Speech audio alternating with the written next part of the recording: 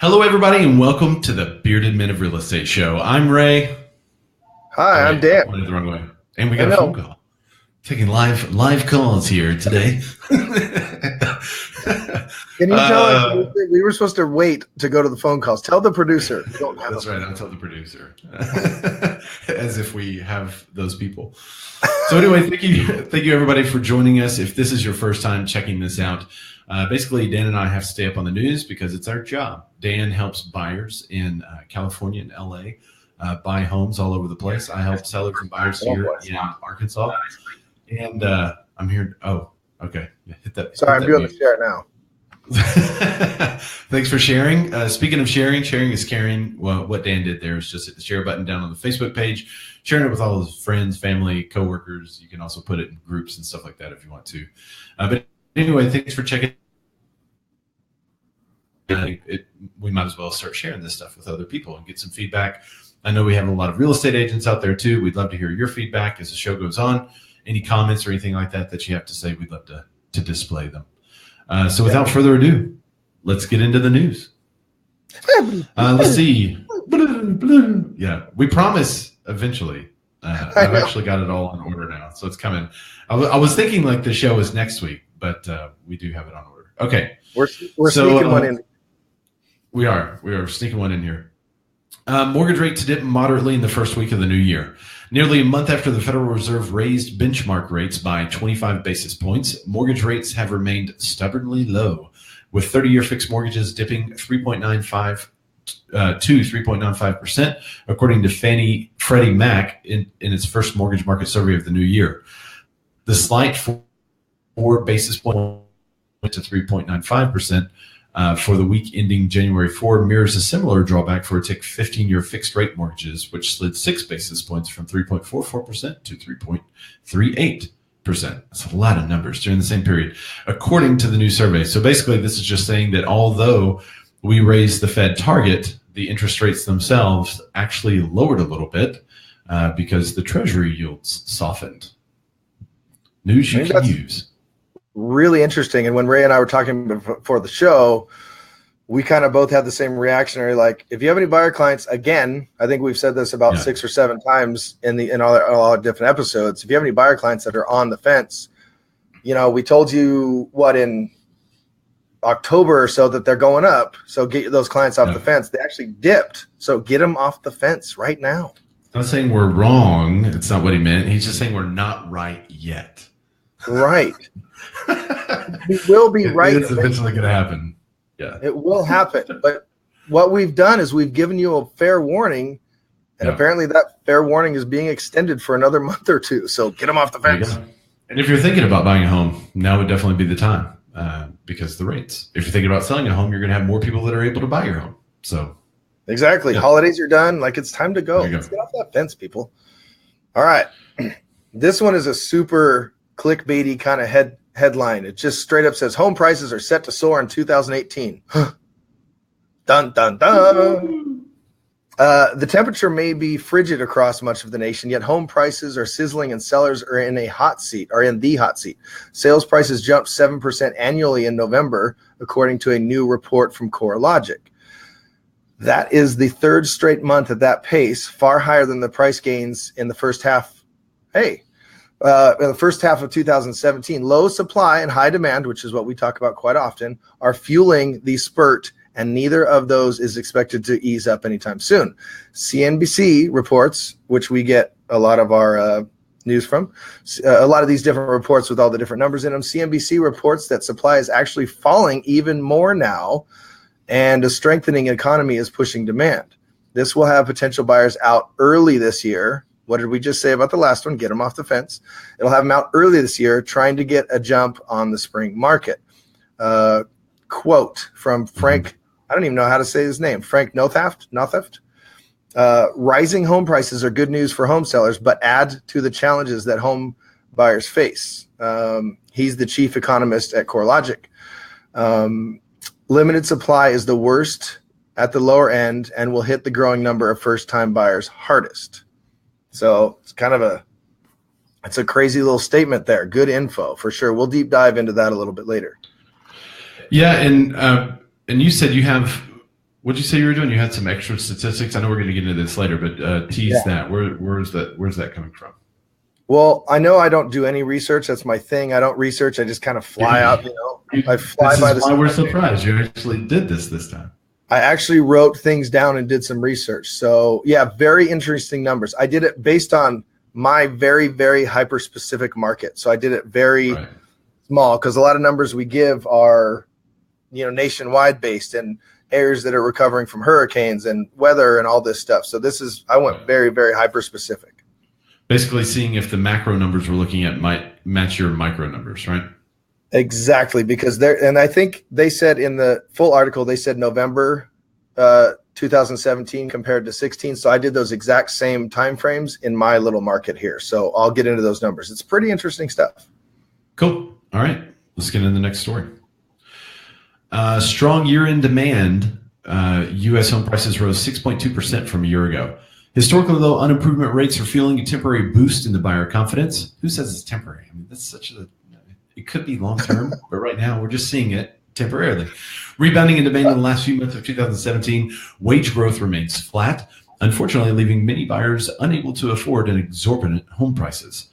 The acceleration in home prices is good news for both the homeowners and the economy because it leads to higher home equity balances that support consumer spending and is a cushion against mortgage risk, quote unquote, says Frank Martel, president and CEO of CoreLogic. He adds this, however, for entry-level renters and first-time homebuyers, it leads to tougher affordability challenges. Yeah. So, well, and remember, I always bring up California. California is just, things are so inflated just because, when you live here, if you have a career here, you make a little bit more than you would in other cities or other states. But does it even, does it equal where home prices are? Right. I don't know. And those first-time buyers, I just closed one a week and a half ago, just before Christmas, and it was pushing his max budget, and he makes great money. But in the areas around here, that's why it's a little scary. If they keep going up, are those?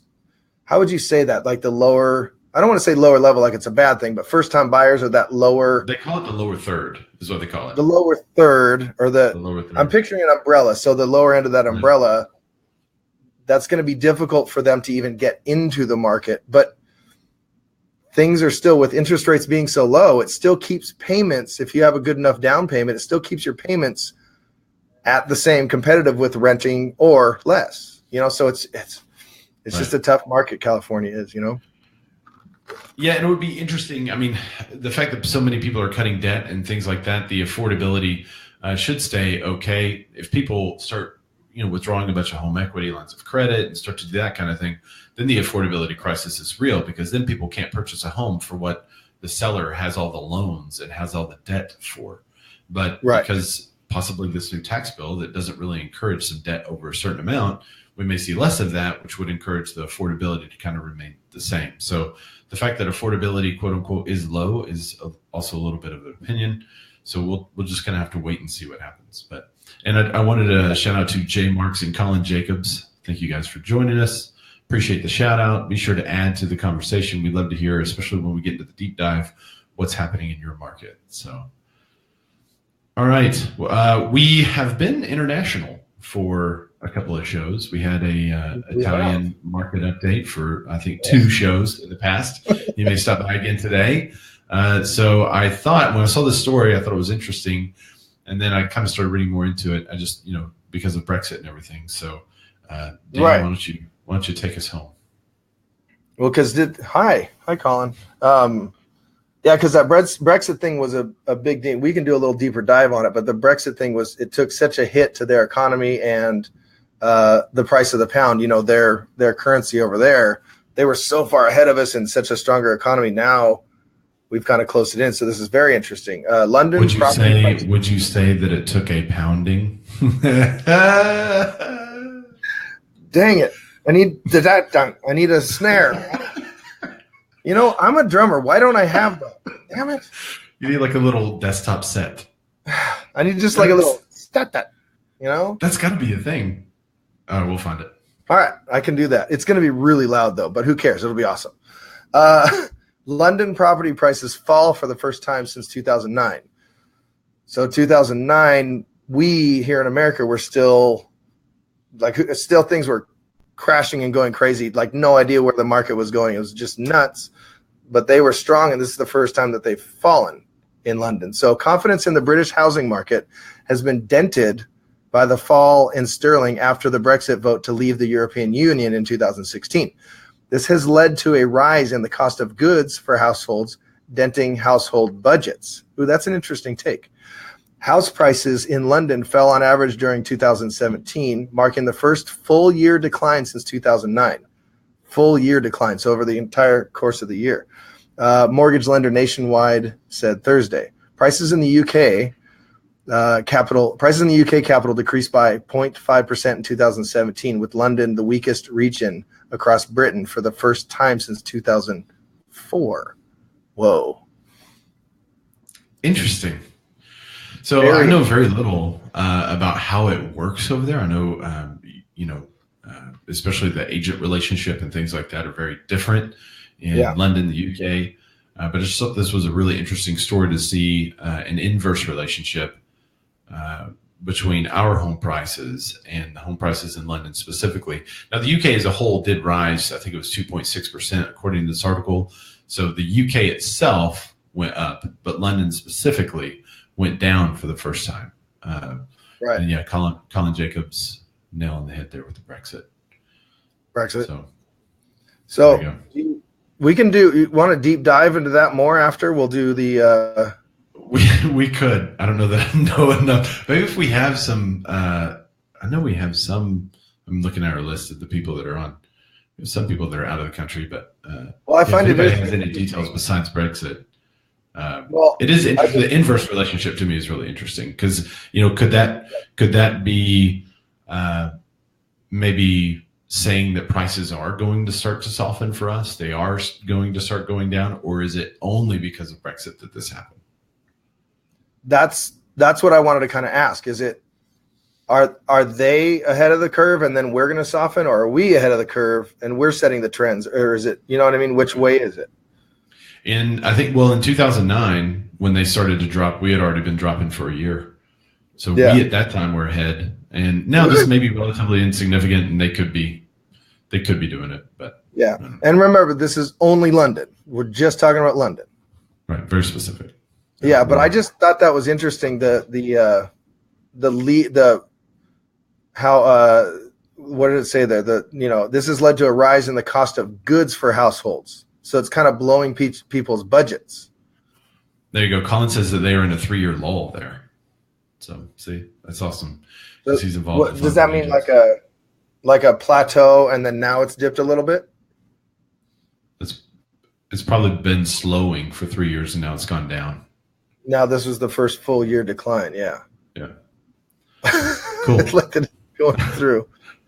Let's go through. Yeah, interesting because it was so interesting to see when is it Massimo? Yeah. Our Italian correspondent.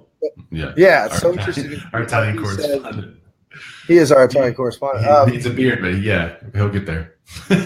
Yeah, so he's just how their relationship and who pays what over there was so interesting to hear, So I think that's great to go on the London thing.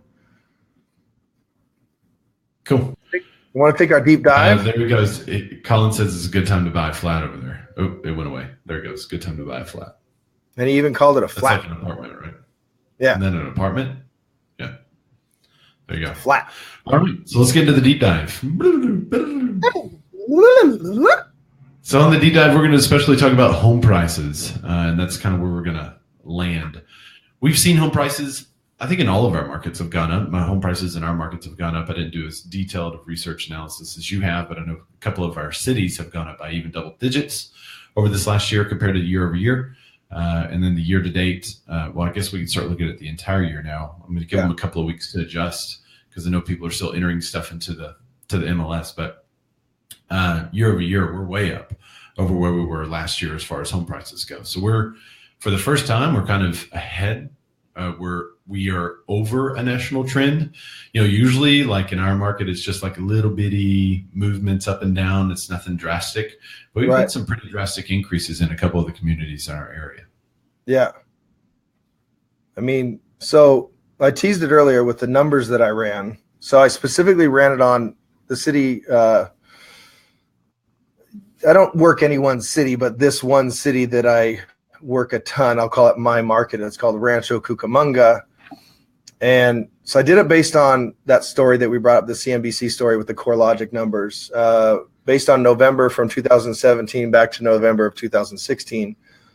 In 2016, just in that month, so the 30-day month or whatever, there were 124 closes. And this is no other criteria, just single families. I have no condos in there, nothing else, just single family closes, 124 from November 2016. And I'm just going to give you those numbers first. So then November 2017, there were 112 closes. So less, but as Ray pointed out earlier, that's like 1%. So it's not a big dip. It's essentially the same there. But was it less buyers or was it less inventory that let that little dip? You know what I mean? Like what actually did that? Because then here's the interesting part. So November 2016, remember that's where we're starting, 124 closes, average list price, and remember I'm in California, average list price was $552,000. The average sale, that's mean what they actually listed it, average of $552,000. Average sale price is $546,000. So the average yes, the $6,000 difference average list to sale, meaning they closed less than they actually listed for. Okay. And I see a lot of that in our markets. I've brought it up before. If you miss the price around here, buyers are so smart, they won't even look at the house. So you see a lot of down red arrows on a lot of these listings that I'm showing. And that was an average. That's not even. Let's see. What did you say the last price, the actual sale price was? 552 list price, 546 sale price. Wow. Okay. And I mean, so whenever we get into the 500s, that's our luxury market, and so you see huge swings in prices in the luxury market in our area. So that's for us, that would be comparable to a couple $1,000s off of our average, which is around 170, 180. Yeah. So, and that's about right for our list price to sell price ratios. So that's kind of cool that it matches up. If you put everything on a sliding scale with you guys, that's kind of cool. And by the way, that average square foot is 2,200 square feet. So, and around here, that's a bigger home. That's a good size home around here. And that, so it's. So does it match, or do you? So are you agreeing with the article that home prices are set to soar because of the historic data matching or not, or what is your? So here's the next thing. So that was 2016. So we'll just go average sale price was 546. That's where we were 2016 November. So November 2017, remember 112 closes. Average list price was 577. So remember, average list price from 2016 was 552. This is $25,000 higher on that average list price. Now the average sale price was 568. So $22,000 different. So from over 1 year, if a seller waited 1 year, they'd have $22,000 more dollars in equity. That's a pretty big jump, especially because for us, that's not necessarily luxury, but for that city and just our restrictions on lending and loan limits and stuff like that, that's a big jump. That's a really good jump. And then average square foot was about 2,200 on that as well. So do you think they're going to continue to go up, or do you foresee this being the ceiling?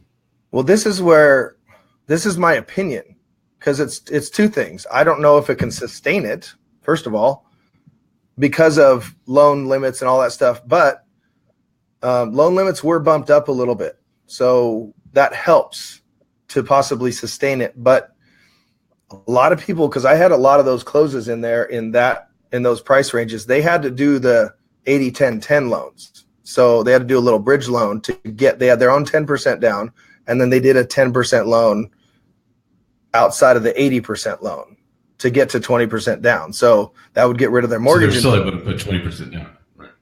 Effectively, they put 20% down, but using help. So they did an 80-10-10. Right. So that's my first kind of, if I'm just doing the knee-jerk thing, I don't know if it can sustain it. But if I'm just looking at trends, then it totally agrees with that story, because a $25,000 difference in 1 year on these types of homes in this specific city, that's a really big jump. That's a really big jump. I would be hesitant to say that I agree with the story, because I don't know about sustainability, especially with what you were saying about the strong year-end demand. The sustainability for that, what'd you call it? The lower third. Right. So that's very interesting to me. Our market has echoed the national trend, being that the lower third of the market is paying slightly more, but they're having to, it's a lower list price to sell price difference. The cute ones are growing really quickly. They're even selling above list price. But those that are in the middle of the road are a little slower, and then luxury is super slow. So right now in our market's really nice, because you could sell in a seller's market kind of in the middle, and then buy in a buyer's market for your luxury home. So it's great news for somebody that's looking to move up into the luxury home they've always wanted. Exactly. So let me ask this question about your luxury market. Does that mean that they just, I know it is, because the market doesn't speak, the market doesn't pay that price, but are things starting listed technically where they should be, and then buyers just aren't reacting because it's unaffordable? Or like, why does it sit so long, and why are prices dipping so much? Supply. It's just the old supply and demand. There's 14 to 18 months supply, depending where in the luxury market that you want to purchase. And so it's the old, the more options there are, the fewer buyers there are. So we need more buyers in the market, and who are looking for luxury homes, and then we'd have a higher supply. Yeah. Higher demand. Maybe changes to where we're going with all these changes we've been talking about. Maybe it's going to loosen things up for you a little bit. Yeah, it could. I just think that was so interesting to do that little, because when I first read it, you can see my chicken scratch. When I first read it, I was like, oh, less closes. So that means it's kind of agreeing with the story. But then I really looked at it, and I see that big jump. That's a big jump, that $25,000 difference there. So much more. So, because that's the thing, like, that conversation you have with your sellers when they're thinking, we've been busy, Ray's tired. What you have that conversation with your sellers, like, well, what if I wait? I want to wait. Maybe I can get more equity. So these numbers prove that they could have waited, but would you ever tell someone to try to predict what the market is going to do? No. Right. Oh no, you should wait. You'll make more money. You can't ever say that as a real estate agent. Right. Everyone who said, wait, you'll make more money, and then 2008 happened was way wrong. That was really wrong. Really, really wrong. You should have sold in 2007. They were so wrong. All right. Well, let's get into our picks of the week. All right, we'll do it. So Dan, I'm really looking. Yeah, because I'm looking for something that would help me just find whatever feels good. Oh, you are? Yeah. Is there something like that out there that I could use? This is crazy that you bring this up, because my pick of the week is literally find what feels good. What? What? It's almost like we spoke before the show, or I wrote it down somewhere that you can see. I don't know how that would happen. Oh, look at the lower third. This is crazy. Okay, so my picks until now, there was one in there, the Tony Robbins app, but it was still kind of to help with business, with real estate and stuff like that. But Ray's pick last week was, so what was yours? Or 2 weeks ago, it was No Bull. It was No Bull, the shoes that I use for content, which have been amazing. And such a bigger picture thing. And I've always wanted to do yoga, but in the last 2 weeks, week and a half, I've really gotten into it, and I've actually been doing it. So, and it's just helped to be more centered and, more of just a centered person overall. So that's helping me in my business, because I can be an emotional guy. So I'm more centered, I'm less reactionary, and it's just been really, really cool. And it's this whole community So start doing yoga if you're not, and it's really mellowing, and it's really it'll help you find your center. You got to buy into it. So if that's not your vibe, then maybe don't do it. I know I'm a little bit of a hippie, but it's been really, really great for me. So part of this, as I'm doing my research, and there's a YouTube channel called Yoga with Adrienne.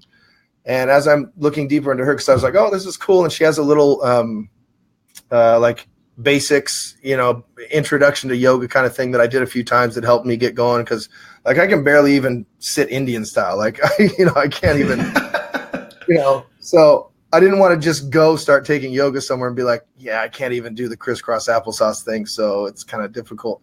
So that was really good to get me going. And I started looking deeper into all her stuff and what she has going on. And she has this whole find what feels good community thing. And it's essentially, it helps you connect with others, around the nation, around the world, whatever, that are also working out. So it's a little bit motivational. It's a little bit, share your stories about what, your struggles or your triumphs and your wins. It's a cool little community that you can sign up with. And again, outside of real estate, but it's really, really, really been huge for me. And technically it's not a New Year's resolution because those things are stupid. I started it 2 weeks ago. So I don't know why. I get the reason for New Year's resolutions, but why don't you just have a resolution on June 7th? Like, it's a new June resolution. Let's just do a new thing, Why wait until the new year, They have that beard, though. Wait, mine or Ray's? No, he's talking to me. He's got to be. Mine, I have been letting mine go, by the way, to even out our field here. So anyway, it's just been really cool for me personally.